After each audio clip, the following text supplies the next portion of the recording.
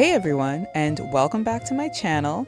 For those of you who don't know me, I product paint professionally for high-end brands, and I've decided to take you all with me to work today and showcase exactly what I do.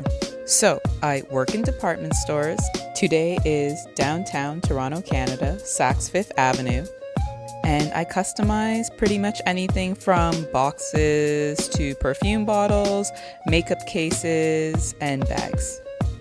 I also tend to switch it up and use a lot of different mediums, which can get hectic, but I love it.